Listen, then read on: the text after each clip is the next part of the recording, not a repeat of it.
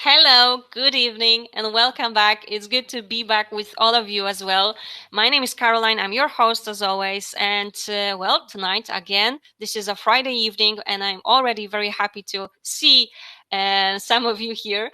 And we are having another interesting, I would say, story. And this story is from Eloise Edington. Hi, Eloise. How are Hi. you feeling today? And I'm very happy that you have joined us and will be sharing your story today. How are you feeling?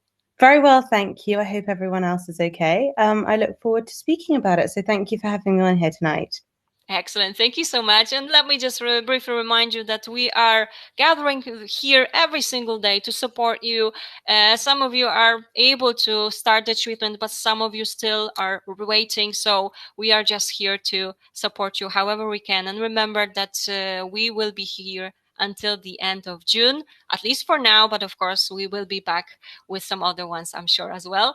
And as always, let me remind you that all those events have been brought to you thanks to our ambassadors and partners. So I definitely want you to see. And of course, I need to mention that Eloise is also one of our ambassadors. So Eloise, thank you so much for supporting this whole initiative. It's always a pleasure to be able to cooperate with such amazing people indeed.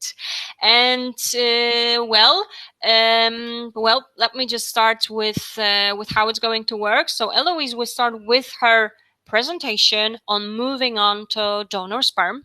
And after that, it will be time for your questions or comments or anything that you have in mind. You can simply type those in the chat section so that Eloise can help you out a bit. So don't lose this opportunity and go ahead and type those in.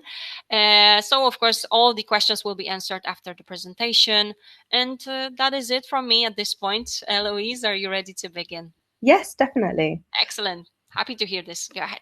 Thank you. Hello, good evening, everybody. So my name is Eloise, and I have founded something called Fertility Help Hub, which I'll tell you about shortly.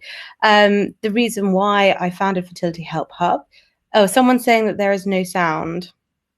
Not sure why. Yes, I can only say that please try to shut down the window and try to get back on. Okay, I will be okay, exactly. So please try that. I will help you out in the chat section. So Eloise, you can go ahead. Okay. What I have founded is after the journey that I have been on with my husband to create our family.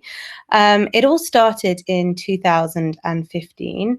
My husband and I had been married for a while, and we decided that we wanted to try for a baby.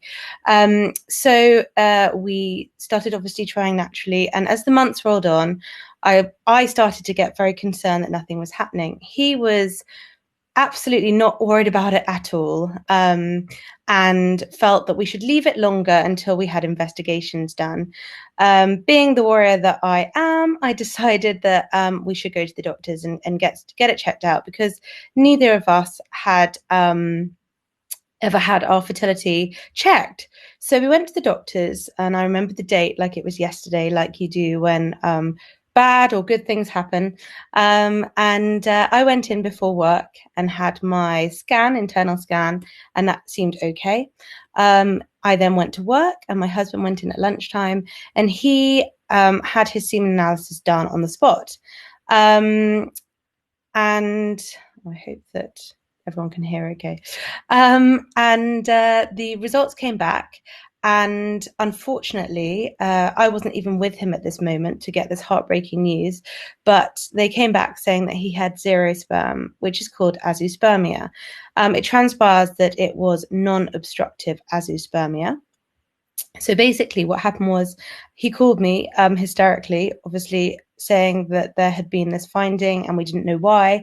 I then was obviously hugely upset and shocked and didn't know what to think.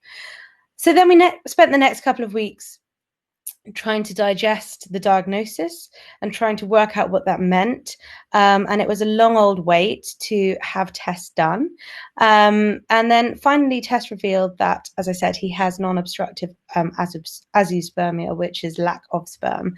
Now, this is due to a genetic condition for him called Klinefelter syndrome, which we had never heard of before. But actually, now that we know that he's got it and we know a lot more about it, and now that I'm kind of working in this field, I've met a lot of people who have had or know people affected by Klinefelter syndrome.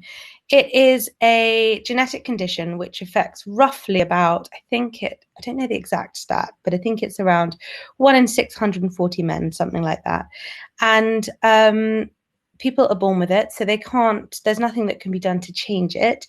You're born with an extra X chromosome, which means that you have lower testosterone. So one of the kind of unknown side effects is your fertility, male fertility. So clearly that was the reason why we weren't getting pregnant. And the only thing that we could do to try and have children together was for him to have an operation called microtesy or microtesy. So after a lot of research, we decided that our best success rate would be for us potentially in New York. So weighing up the costs of the UK versus America, they were pretty similar for what we needed. We decided to save up and go there. So I had to have IVF alongside my husband's operation to try and retrieve sperm. I had to go out weeks before him to America, which was really difficult. He was still at work back in the UK. Before we got there, we went through obviously the grieving process. I think that for us, I mean, the differences in terms of how we're feeling were different. It affected our relationship. It made it very, very difficult. There was definitely a sense of guilt from him, and then from me there was a sense of wanting to get things started, but trying to grieve with him, but finding it hard to grieve not being the person who was lacking the parts, I guess, and the genetics. So we sort of saw a counselor, but it didn't really help him. It definitely helped me, but it didn't help him. So we decided that I would see a counselor on my own. Who did we tell? So we didn't tell very many people to begin with. I remember when he got the diagnosis, my family were on holiday, and I didn't want to tell them about it until I knew more about the situation. And he wanted to be quite caged about it, quite guarded. Obviously, his pride was being affected, and he really wanted to understand the full story before we even talked to our family and wider family about it. But actually, of course, when we did, they were very, very supportive. And really, to this day, we couldn't have got through the months that happened after that without them. We didn't tell a lot of friends. We told our close friends. And I felt that I couldn't talk to my friends about it because it wasn't because of the fact it was male factor. I felt that I needed to guard his sensitivity around it. So we had many difficult conversations about who we were telling, what we were telling, and how we both felt about that. So off we went to America. And in terms of the treatment, there was a huge amount of things that we had to prepare before we arrived in America, and also when we got there. So I think that actually that preparation process for a couple of months leading up to going to America or to New York was quite helpful in a way, because it was a huge distraction. And we picked a donor. Now, picking a donor was difficult at that stage because we had to pick a donor having only had the diagnosis that we wouldn't be having a genetic child together potentially after years of marriage. We'd only had this news for 2 months. So it was very difficult to pick a donor when we didn't know whether his operation was going to work or not. And the word backup was used. And with my children knowing more about sperm donation or donation in general, I hate the term backup because it definitely isn't a backup. It's the most amazing option that you can be given. So it may not be for everyone at all, but for us, it was very much something that we wanted to look into. So we spent a couple of grueling weeks looking through different donor sites, donor sperm sites to try and pick a donor. Now, it was quite difficult doing it as a couple. I think that depending on the scenario, whether you're doing it on your own, whether you're doing it in a same-sex relationship, whether you're doing it as a heterosexual couple, probably makes the experience different. Yes, we were there to support each other. However, it was very hard trying to pick someone when you're trying to replace genetics. So we had it meant that the search narrowed down very, very quickly.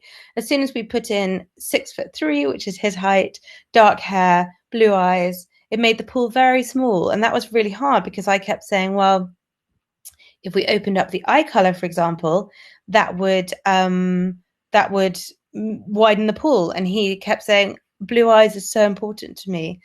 And, you just, it matters to an extent when you're choosing something, and to be put in a situation where you have to choose genetics is very difficult. But however your children turn out, you love them. And we now have 3 children thanks to donor sperm, and only one of them has blue eyes. So really, it didn't make any difference, and we wouldn't change them for the world. What we looked for in our donor was someone who, as I said, mirrored his personality as well as looks. So we wanted someone who has the same kind of sense of humor as him. And we wanted to also have someone who had the same values as him and had some similar interests. So there were certain characteristics when we looked at the donor options that really appealed to us. We narrowed it down to 2 donors. I had my preferred and he had his. After a long discussion or considerations, we ended up going with mine because his had a genetic disorder, but had something in his medical history as a child, which I was put off by because I just felt that after my husband's diagnosis, I was concerned about, being affected again by something to do with genetics. Anyway, that was probably anxiety. The anxiety was there. So we decided to go with mine. We paid a fortune and had the vials or straws shipped to our clinic in New York, and they advised how many vials we'd need. We also made sure that the donor we picked had enough left for a future sibling if we were ever going to be in a fortunate enough position to try for another one if it was successful. So I landed in New York. The donor sperm was already at the clinic. I wasn't even with my husband at the time. I was jet lagged. I'd been there for a day, less than that. And I got an email from the bank saying, can you call us? So I thought, why on earth are they calling? Why do they want me to call? What could it be? It can't be anything good. So I called them, and luckily I had my mother with me for some support. She was there in New York with me whilst my husband couldn't be there because of work until his operation a couple of weeks later. And the bank said, we're really sorry, but the donor that you have picked has just had a child literally that week with someone else, and they have genetic tumors. So we were then in a situation where we had to pick again. Now, the likelihood of that happening is small. So I don't want to scare anyone who's considering donor conception, because that really isn't the norm at all. But they were absolutely brilliant with the way that they helped us through that time. They let us select another donor, and we had new vials sent to replace the other ones. And the donor that we picked, or we chose this time around, was my husband's favorite. And the concerns that I had about his childhood medical history, now we have the children, we can see them. We know that trait hasn't gone through to them. So that worry was about nothing. However, it seemed big at the time. So we decided to, my husband came out when I had already started my IVF stimulation in New York, and we had a couple of days together before he had his operation. Now, his operation timing was governed by my egg retrieval. So there was one day when my specialist said, okay, ready to trigger you tomorrow night. So we knew that his operation would be the following day. I didn't even get a chance to say goodbye to him the morning of his operation because I had to leap out of the taxi, run in for my pre-op, which was happening at the same time, and he went off to wait for his operation. So by the time I got over to where he was in the hospital, he had already gone under general anesthetic, and I'd missed him. So I was very, very, very upset at that point. And the operation was due to take roughly 2 hours, and it took about 5. So you can obviously, and knowing the topic of this conversation, know the outcome was that it did not work. They did not find sperm that would be viable to use for fertilization. So he recovered at the hotel room later that day, and the next morning I went in for my egg retrieval. It wasn't until that morning when I was about to have my eggs retrieved that I had a call from my specialist to say, I'm sorry, the sperm we were looking at overnight is not going to work. We will be using the donor sperm if you still want to go ahead. So obviously I said yes at that point, and him and I had agreed that would be the scenario. But I didn't have a chance to speak to him about it or for him to know that news, because I was at the hospital waiting for my egg retrieval, and he was at the hotel with ice packs on the area recovering. So it's very, very traumatic. That's why I needed help from a counsellor, and that's why I've set up Fertility Help Hub, which I'll tell you about shortly, because it gives people all the things I wish that we had had at this very, very difficult time holistically. So I had prepared as much as I could for the treatment in terms of my physical health, but I hadn't had as long as I'd wanted to prepare. Anyway, they retrieved, I think, 13 eggs, 12 fertilized. So I thought, brilliant. Well, that should definitely result in a pregnancy. I was very naive about, obviously, the different stages of IVF and what that result might end up being. It was quite difficult at that time because my husband was mourning his genetics. I was really sad, really, really sad and heartbroken to not be able to have a child with him genetically. However, I had a sort of, not secret, but I had a feeling of excitement because of the fertilization results. So it was hard to talk about the great fertilization results, knowing that he was so sad, and we were both mourning the loss of his. So it was a very difficult few days, weeks, months. So what happened after that was we used the donor sperm. I had an embryo transfer on day 3 with 2 embryos, and that did not work. So finding out that had failed was devastating. And nothing had prepared me for a negative result because it had been male factor. I assumed it would work straight away. So we found that out on Easter Sunday of 2016. And then I was really quite low, and I decided to look at the holistic things that I could be doing to help myself. So I spent the next 3 months preparing my mind and body for trying again. And again, this is why I've brought these resources onto the platform that I've created, because they help me so much. So that involved seeing a nutritionist, going running, going to the gym. What else did I do? Hypnotherapy really helped with my mindset. Acupuncture, just ways to de-stress, ways to relax, practicing mindfulness, all sorts of things. And also speaking to a counselor really, really helped.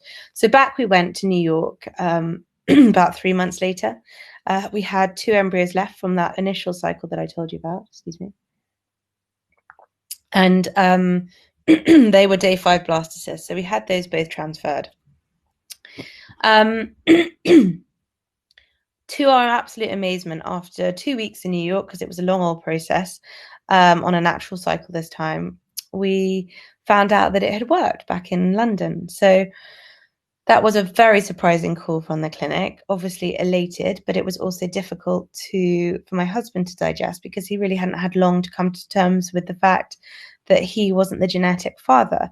So we did have a success, but then we were obviously cautious throughout the pregnancy, and at different milestones during the pregnancy, he would react to it in different ways. So at scans, he would feel very nervous, or not nervous, but he would feel a sense of excitement, but also a sense of grief, mourning the loss of his genetics. And I found that difficult to deal with, because I felt like he didn't want to have this baby we were having, and I wanted it to be a traditional scenario.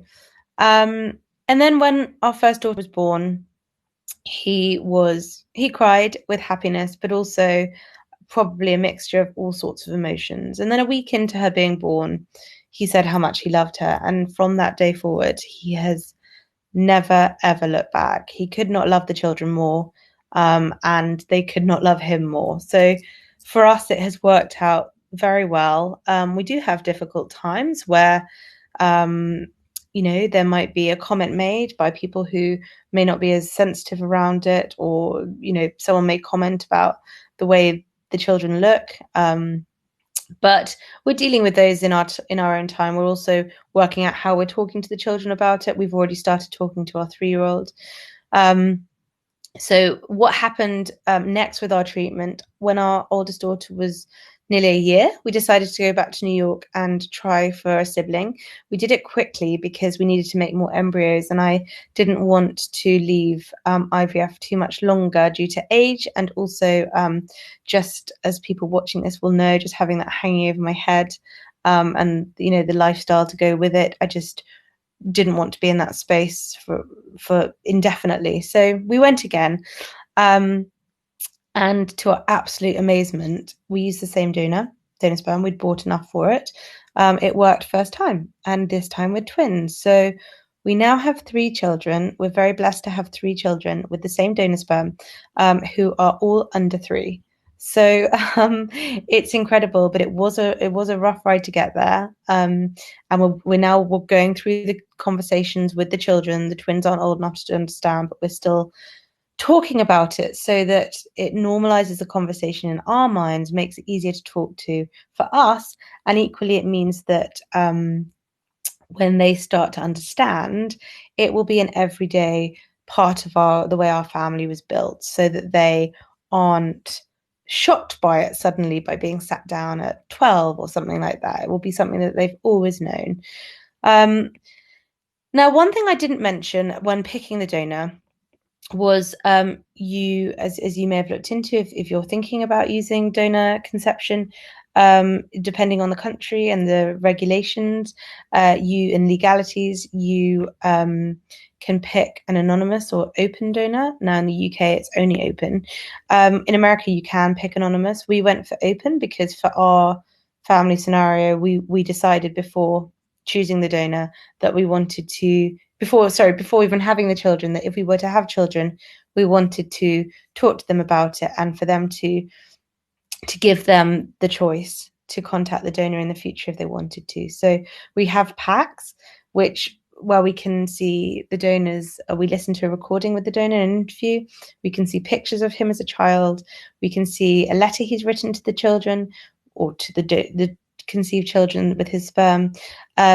And we can see various other things like characteristics, as I said before, and facial descriptions and drawings and things like that. So when they're 18, if they want to, they can contact him through the sperm bank. That isn't for everyone, but it's what we decided to do. And I think the laws are starting to change a bit around that. So what happened next? So the learnings and what my personal advice would be, work out, either if you're doing it on yourself, you'll know, or you'll think about it and decide who you want to tell and how open you want to be with people. If you're doing it in a couple, I would advise having that conversation early on to make sure that you're both on the same page, so that you don't get annoyed with each other if one of you tells too many people, or the people you didn't want them to tell, or whatever the scenario might be, because especially if it's replacing someone's genetics, it's hard for them to visualize what the scenario might look like and how they'll feel before that's happened. So yeah, that's my biggest advice, is to really think about who you want to tell and how you want to navigate it. And the second piece of advice would be, have a support network around you, because as things crop up, it really is invaluable. So to finish, what have I created? Well, friends of friends were coming to me for advice. In fact, even so much as when we had the twins in the hospital in London 18 months ago, I was leaving one morning, and someone said to me from the next door cubicle, where did you have IVF? Because you've had great success. And I thought, gosh, how do they know I've had IVF? But it just, things like that all the time, people wanting to know how it had worked and how we had sort of navigated this scenario, what we'd learned along the way. And I just thought, with my professional background and my creative background, it would be wonderful to combine that with a personal experience to create a unique lifestyle portal that I didn't see anywhere else when I was going through it, that gives people support, resources, expert tips, a community, advice, and help from experts around the world and from other people who are going through it and have been through it, to mentor, guide, and help at all stages of the journey, and to give holistic support rather than just focusing on the medical side. That there very much is the medical side in Fertility Help Hub, and I'm working with fantastic clinics around the world and leading experts. But on top of that, there's also the other bits that I said were so important, like the fertility coaches, counselors, acupuncturists, nutritionists, all sorts of people. And shortly I will be starting a mentorship scheme on there, as well as a place where people can ask for support and recommendations and potentially rate doctors and read reviews. So it's Fertility Help Hub, www.fertilityhelphub.com. You can see the URL down there. If you sign up to the free newsletter, you will get a weekly email with wonderful articles from around the world with inspiring stories, expert tips, Q&As, and discounts and holistic support, nutritionist guidance, all sorts of wonderful things to help you on your journey. So please message me if you want any more information. You can follow with at fertility_help_hub on Instagram.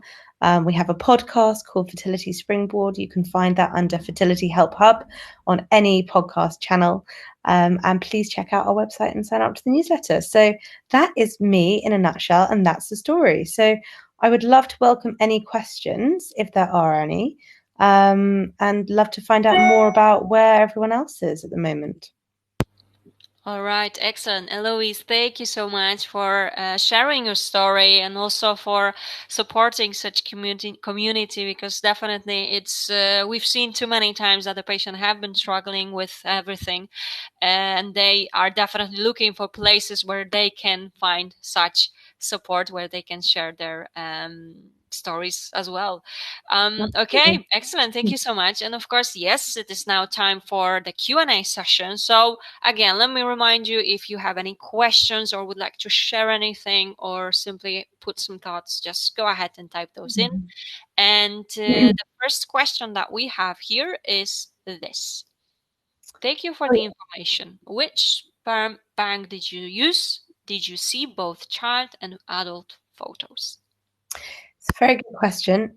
Now, we used California Cryobank, and we saw photos of the of the donor as a child.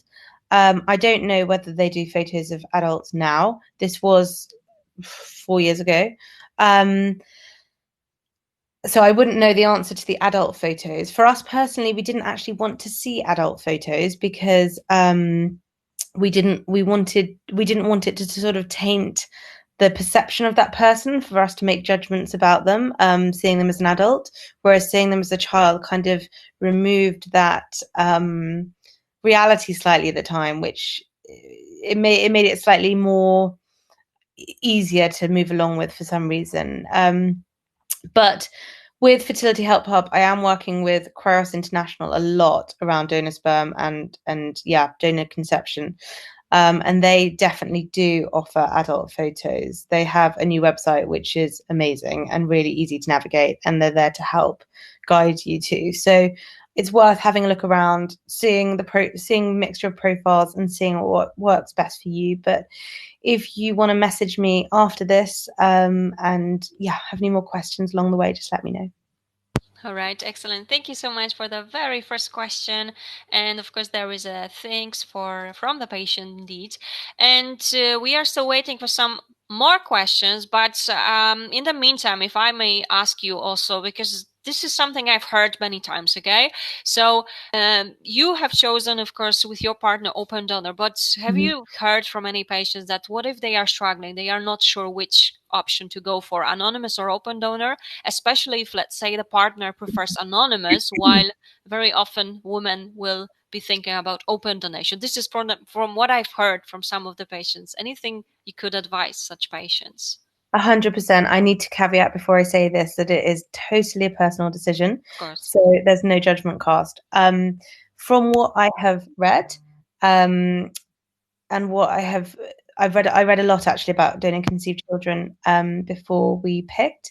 And those who were donor conceived with a known donor seem to generally have less of an issue with it than those who couldn't seek the genetic donor. So that's why we wanted to go down that route. The same with telling the children. Again, those who hadn't been told and found out because of a medical issue or something happened where it came to light, when they were 16 or something like that, they had more of an issue and they were more scarred by it.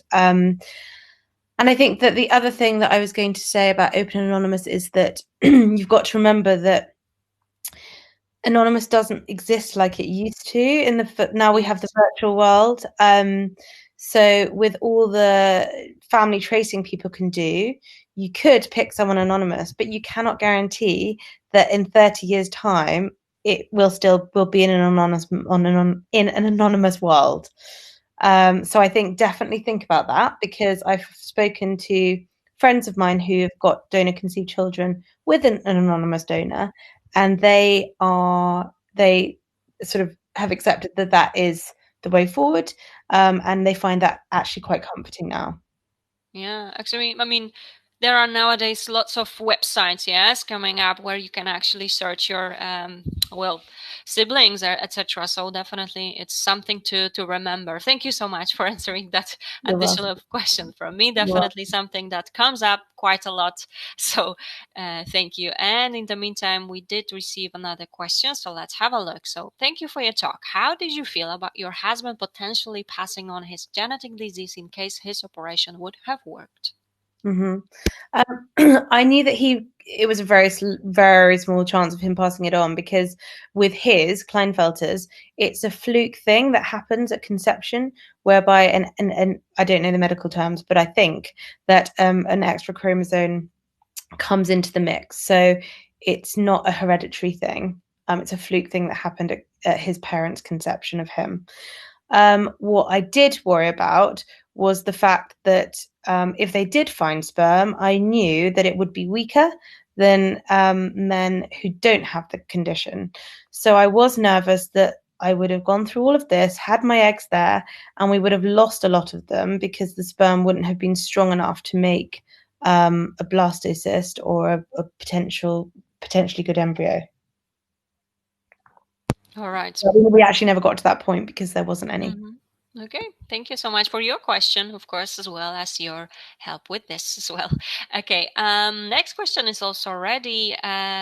So have you been open with family and friends, or did you choose not to tell some people?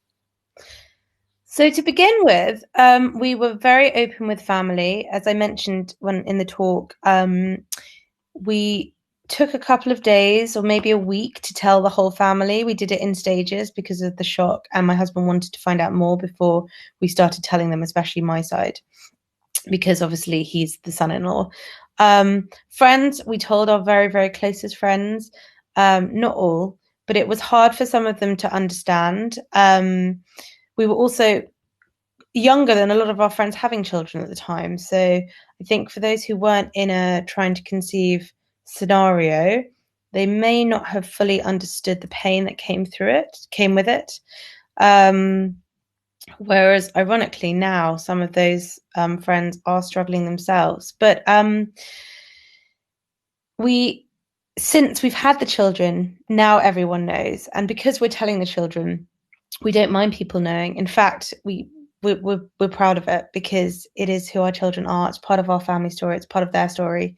They wouldn't be here without it. And we're not ashamed of it. we're delighted that we've, had them this way. And that's why I started Fertility Help Hub, and I'm very, very public about our story on there. I do a lot of posts about donor conception and feature a lot of other people who have been through donor conception or thinking about it. I'm actually just about to publish an article, or just have published an article by the LGBT Mummies Tribe, who talk about doing it in a same-sex relationship, and the kind of differences or difficulties that arise with not being seen as the true mother in a same-sex relationship. So that's an interesting spin on it that I hadn't actually anticipated, or hadn't thought about, not being in that situation. Also, having spoken to some same-sex couples, the picking the donors, making the donor selection is a different experience, because they're not trying to replace someone else's genetics. So they can look for things and have probably more of an open mind than if you're looking to find someone similar to your husband's. But I would say be comfortable with who you tell, and in time it will get easier. So obviously what I'm doing now, everyone does know, and my husband is now comfortable with everyone knowing, but it did take time, and it took him, getting to know the children and grieving before that happened. All right, thank you so much for that advice in such case as well, because actually next question is quite similar. So were you both open with work colleagues and finding it difficult in work with 3 women pregnant and the most recent given birth in 2 days ago, but have not had support from management to tell my team? So do any of your colleagues know, I would ask, because sometimes I feel that people will help if you tell them, but sometimes it is very daunting to tell them. I was in a situation where I had to tell work because I needed time off to go abroad to have treatment. So I had to be transparent. But would I have done if I had done it at home? I don't know. I probably would, because I'm just like an open book. That's just the way I am, but that's not for everyone. What I found hard about talking to people at work about it was that when I let my guard down, I'd become very, very upset.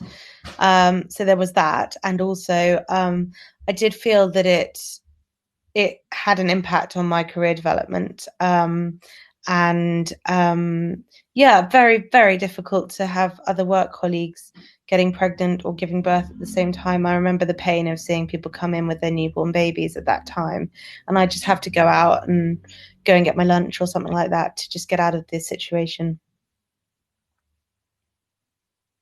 All right, excellent. Thank you so much again for your question and explaining how it was for you. And while we are waiting for some other questions, if you could tell me, you have mentioned that you started both you and your husband started to tell your 3-year-old about the donor conception. So can you tell us, how do you tell a 3-year-old about that? How do you start? Yeah, I've done quite a lot of lives actually with other bloggers who have gone down the donor conception route to talk about exactly that. Um, it's it's probably more that you're telling them at this stage because you also want to prepare yourself. You want to get used to saying the words and to using the right narrative. There are some brilliant books out there that help with that, such as You Were Made for Me. And I read books like that to my children at night or in the day. And it breaks down donor conception in a very child-friendly way. Obviously, they're not going to get it straight away, but it just makes it more manageable, even as the parent reading it. But what I find is that I'll be telling my eldest about it, and she'll say, "Yeah, yeah, that's nice," or something like that, or donor, and repeat it. And then she'll say, "Can I have an ice cream?" So the attention span isn't there, but it shows how at this point in time, it's not a big thing, but who knows what questions will arise soon. Of course, it's possible, but it's starting from the very, very, very beginning. Yeah, so maybe not understanding at first, it's still okay, because it will be a very, like, she will get used to it, I guess. Yeah, Yeah, in a way. yeah. Excellent. Thank you so much. I was definitely curious about this. Thank you so much. All right. So next question we do have: are you Sorry, worried? just to Yeah, add to that, I think that also with 3 children, um, they may all react differently to it. of And again, course. there's no way of knowing what that will be like. One may want to go and find him, two may Hmm. not. One may have a problem with it, the others may not. So it totally probably depends on the characteristics of the child. For sure, of course. And as you can see, there's another question. Are you worried about your children being teased at school? I talked about that in a live that I did with a mum blogger, Defining Mum. You can watch it back through the Fertility Help Hub website. Yes, but I'm not anymore. I was before. I was really concerned about it when I was pregnant. But then I spoke to other people about it, and from now working in this space, I can see how every day it is. And families are created in so many unique ways that actually it's becoming quite normal for people to have had children through IVF or same-sex couples or donor conception or surrogacy. That I think that in every classroom there probably will be some children who have been created in non-traditional ways. Hmm. So I Yeah. think part of the narrative of us telling them that will be putting the emphasis on, you were wanted so much, and that's why we went for these trips to the doctors, and the doctor mixed mummy's eggs with the kind donor sperm, that kind of thing. Yeah. All right. Excellent. Thank you so much for this as well. Okay. Next question for you. My sister has 4 kids, including a set of twins. She's superhuman. Couldn't agree more. How is life with 3 children, especially with the twins? It's a bit mental. There's only 18 months between them. So, in some ways, it's really hard because it's so full on. But in other ways, I think that because the twins are the same age, they're all into stuff. They're all into the same stuff, except they are starting to argue about what they watch on television because they want to watch different things. But it is amazing. It's hard work, but it is amazing. And I'm working very, very hard on Fertility Help Hub. So juggling the family and the platform I've created is hard, but a good challenge. All right, excellent. Thank you so much once again for that. Well, definitely interesting questions. Okay, yeah, this is a comment for you. Another superhuman.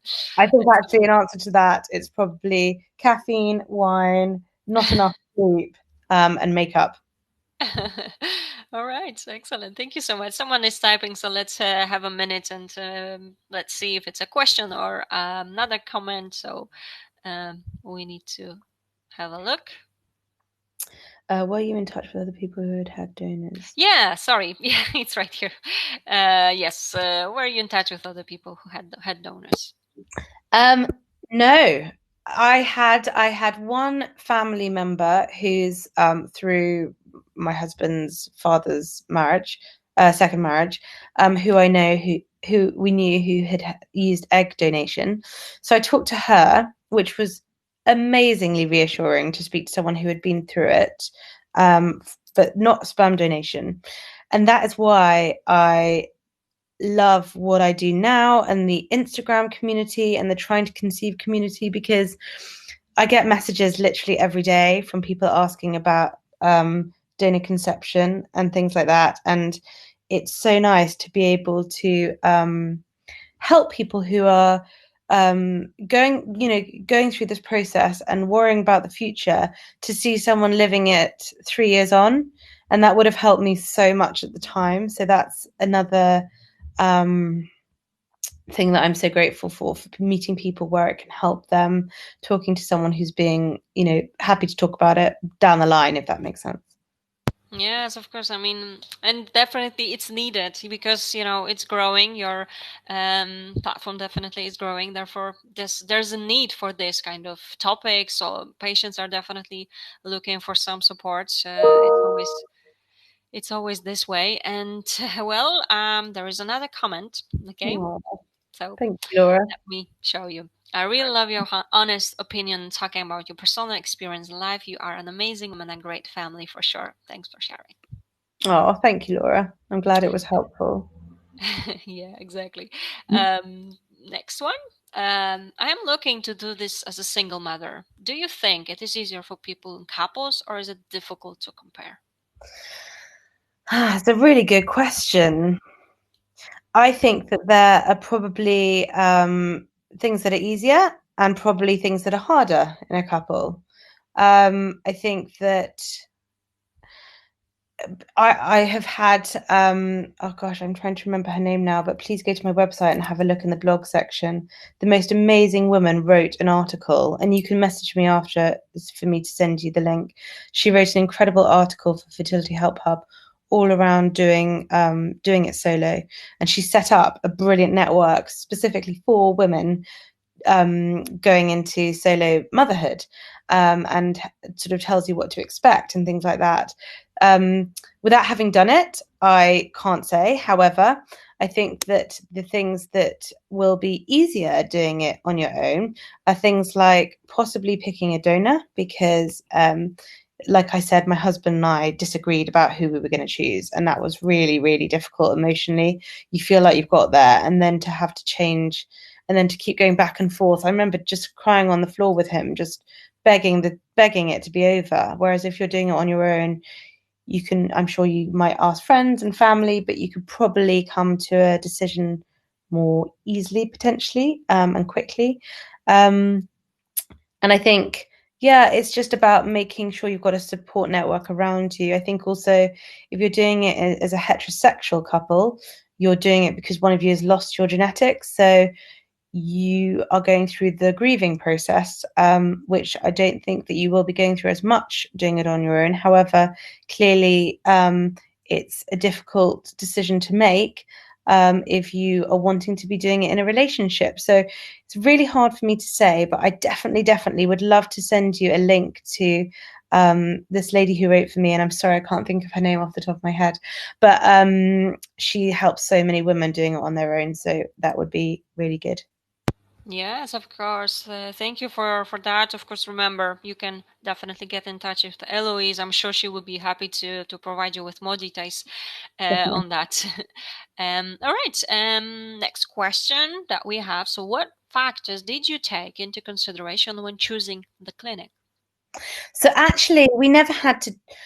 Well, I shouldn't say we never had to choose a clinic. The decision was made for us because, as I said at the beginning, we saw urologists in London, and then my husband did some research online, and found that the surgeon that he ended up having surgery with in New York had one of the highest success rates for micro-TZ sperm retrieval in the world, and was part of the pioneer of it. So it's it that really was a no-brainer for us, given the costs were the same.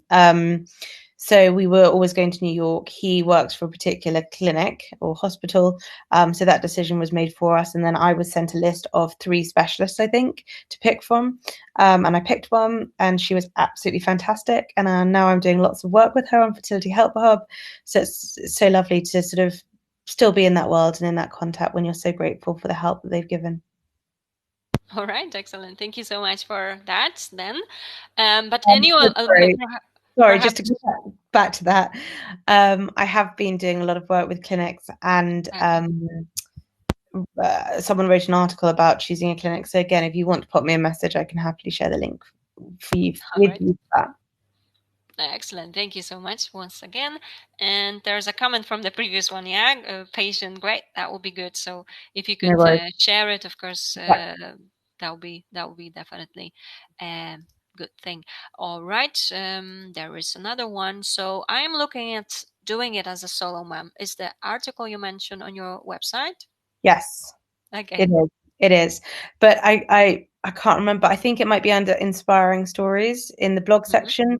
But if it's not, look at see all articles, and it will be there. It was a couple of months ago. It was probably around January, February time. So you might have to go back a little bit because there's been a lot of articles since then. All right, Eloise, perhaps you can type it in the chat section, your email address or any your contact details. Yeah, so that way anyone can definitely simply uh, just send you a message if they would like to get the details. I think that will help. Yeah, And perfect. you can follow here. Also, I'm always happy to speak to people. In fact, so much so that my husband has to say, "Put your phone away," because We need to have a relationship too. Okay, and then the website is this. Yeah, excellent. Thank you so much for that.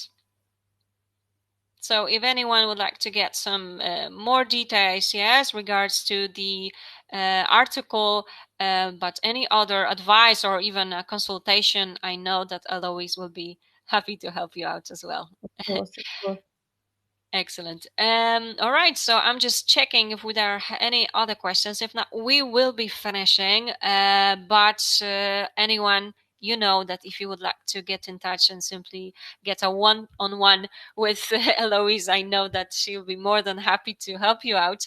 In the meantime, one more question has popped out here. So let's have a look. Do you know of any women who have not told anyone and kept it a secret? Now, can I ask you, do you mean in a couple or do you mean doing it solo? Um, do you Sure. mean so that if it's your partner or husband, so that people think that he's the biological father? Is that what you're asking? Yeah, if you could let us know. But I believe that from the previous question, it was I'm looking to do this as a single mother. Oh, sorry. Yes, yes, you're right. Yes, yes. Hmm? I don't know, but if I can put you in touch with the lady I mentioned who wrote the article for me, her name's going to come back to me as soon as I finish this. I know that I'm sure she can. But are you talking about starting the process on your own? Because I guess it depends at which point you're talking about. Because maybe both. Because if you get pregnant, of course, Mm-hmm. people will know. Um, but yes, I would love to put you in touch with her because I think that would be really helpful. Yeah, Not that hard. excellent. Of course. Yeah. All right. Thank you so much.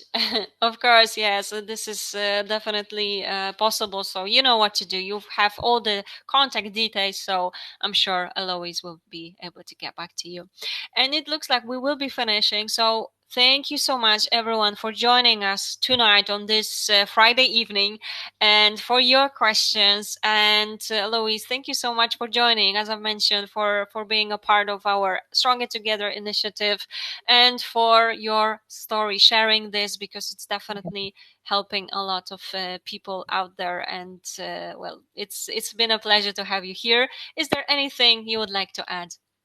Just thank you so much for having me. It's been really lovely sort of chatting to you guys. Any questions, send them my way, and definitely sign up to my newsletter because the content will be really useful. And it is Excellent. a lot of it is around donor conception. So yeah. Yeah, excellent. Thank you so much. And just let me remind everyone that, of course, this has been recorded. So if anyone had any problems with the sound, don't worry. Hmm. You will have a chance to still watch this again from the very, very beginning. And as you can see, there are more thank yous. What a wonderful, eloquent presentation. Thank you for. Oh, that's so nice. Thank you. That's made my evening. Thank you. Well, I hope it was helpful and good luck to everyone. And hopefully, I'll speak to you soon. Excellent. Thank you so much. Okay. And once again, let me just remind you that all the videos are uploaded on myivfanswers.com. And of course, if you simply follow us on our YouTube channel, that way you know when the video is uploaded. And therefore, I can only suggest to go ahead and register for our upcoming events. We will be back on Monday at 6 p.m. and 8 p.m. UK time. So I hope to see you there as well.